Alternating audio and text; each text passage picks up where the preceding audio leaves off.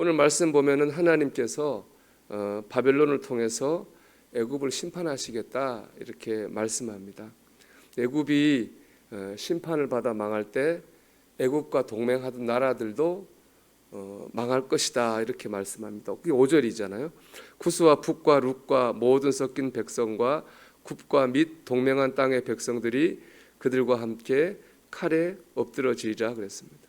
애굽도 망하고 애굽과 동맹한 나라들도 칼에 엎드러집니다. 근데 문제는 뭐냐? 하나님의 백성이라고 하는 유다도 애굽과 동맹을 맺었다는 거죠. 그러니까 유다도 망한다는 거예요. 당시 고대 중동의 상황을 보면은 아주 오래된 전통의 강국인 애굽이 있었습니다. 그런가 하면 신흥 강국으로 떠오르는 바벨론이 있었습니다. 이 애굽과 바벨론이 고대 근동의 패권을 놓고 부닥치고 있었어요. 이때 유다는 애굽 편을 들은 거예요. 애굽 편을 들어가지고 바벨론을 대항했습니다. 그러니까 친애굽 반 바벨론 정책을 핀 거죠. 근데 이런 국제 정세는 사람의 눈에 보이는 사람의 역사일 뿐입니다. 이 사람의 역사 배후에는 하나님의 역사가 있었습니다. 하나님께서는 우상 숭배와 불순종으로 타락한 유다를 쳐서 깨닫게 하시려고 바벨론을 도구로 사용하신 거예요. 그러니까 하나님의 역사의 초점은 애굽에 있는 것도 아니고 바벨론에 있는 것도 아니고 하나님의 백성인 유다에게 있는 거죠. 유다를 깨닫게 하시려고 하나님이 바벨론을 흥하게 하시고 애굽을 망하게 하시는 겁니다.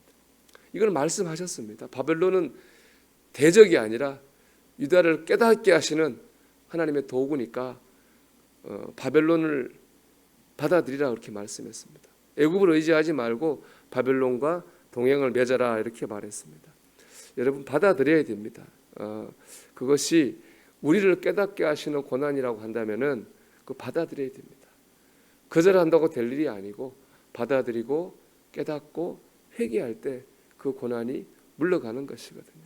그러니까 바벨론을 받아들이고 애굽을 멀리해서 해야 되는데 유다의 왕과 백성들은 끝까지 자기들의 죄를 인정하지 않았습니다.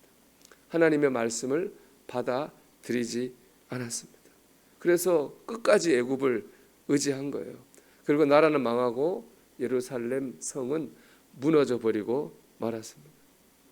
이거 이제 세상적으로 보면은 유다가 망한 거는 외교 정책을 잘못한 거죠. 애굽하고 친하고 바벨론 멀리한 외교 정책 때문에 망했습니다.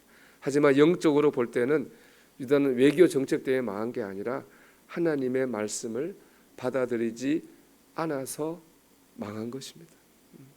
오늘 말씀 보면 두 가지 분명한 메시지가 있습니다. 첫째, 역사의 주관자는 하나님이십니다. 다 하나님의 손에 있습니다. 애굽, 바벨론 둘 다 그 당시를 주름잡던 강국들이었습니다. 하지만 그들도 실은 다 하나님의 손에 있는 거죠.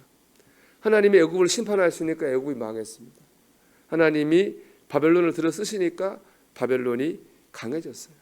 나중에 하나님 바벨론을 또 버리거든요. 바벨론이 망하게 됩니다. 다니엘서 5장을 보면은 바벨론의 마지막 왕인 벨사살 왕이 성전 예루살렘 성전에서 탈취한 것으로 잔치를 해요. 그때 손가락이 나타나서 벽에 글을 씁니다. 메네 메네 데겔 우바라시. 이게 무슨 뜻이냐면은 왕을 저울에 달아봤더니 함량 부족이다 이런 뜻입니다. 하나님이 함량 미달이야 끝이 하니까 그날 바벨론 나라가 망하게 됐습니다. 여러분 다 하나님의 손에 있습니다. 솔로몬이 이렇게 말합니다.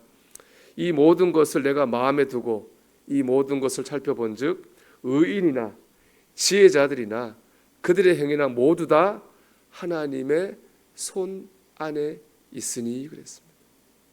여러분 이 세상의 모든 일이 내 모든 일이 다 하나님의 손에 있습니다. 그렇게 세상을 바라보거나 의지하지 말고 진정한 주인이신 하나님을 바라보십시오. 세상 사람들의 손의 도움을 의지하지 말고 하나님의 손이 주시는 도우심과 역사하심을 체험하는 성도가 되기를 바랍니다. 그거를 사모하는 하나님의 손을 사모하는 성도가 되기를 축복합니다. 두 번째는 모든 걸 하나님의 관계로 풀어가야 됩니다. 다시 말씀드리지만 오늘 말씀 보면 하나님의 관심은 바벨론이나 애굽에 있지 않습니다. 하나님의 관심은 하나님의 백성인 유다에 있었습니다. 하나님이 왜 바벨론을 강하게 하셨습니까? 유다를 쳐서 그들을 이스라엘 백성, 유다 백성을 깨닫게 하기 위함입니다. 왜 애굽을 망하게 했습니까? 유다 사람들이 하나님 말씀 의지하지 않고 애굽을 의지하니까 애굽을 망하게 한 겁니다. 하나님 우리를 깨닫게 하시려고 고난을 주시기도 하고 또한 우리가 함께 하시고 사랑하시는 것을 깨닫게 하시려고 축복도 주십니다. 그러니까 모든 것이 하나님의 관계가 모든 것의 중심이 되어야 됩니다. 고난도 축복도 다 하나님과의 관계에서 나오기 때문에 그렇습니다. 우리는 눈에 보이는 고난, 눈에 보이는 축복만 바라볼 게 아니라 하나님과 나와의 관계에 집중해야 됩니다. 고난을 만나도 축복을 만나도 하나님과의 관계라는 관점에서 고난과 그 축복을 해석해야 됩니다. 그러다 보면 고난에도 뜻이 있고 축복에도 뜻이 있음이 깨달아집니다. 그 뜻을 따라 나가야 되는 거죠. 회개하라 하시면 회개해야 되는 거고요. 감사하라 하시면 감사해야 되는 것이고 순종하라 하시면 순종해야 됩니다. 그럴 때 고난이 변해 축복이 되고요. 축복은 단지 내가 잘 되는 걸 넘어가지고 하나님의 영광을 드러내는 도구가 됩니다. 여러분, 모든 것은 하나님의 손에 있습니다. 모든 것의 열쇠는 하나님과의 관계에 있습니다. 오늘도 이것을 바라보고 철저하게 하나님을 바라보며 하나님 안에 살아가는 저와 여러분이 되기를 주님의 이름으로 축원합니다.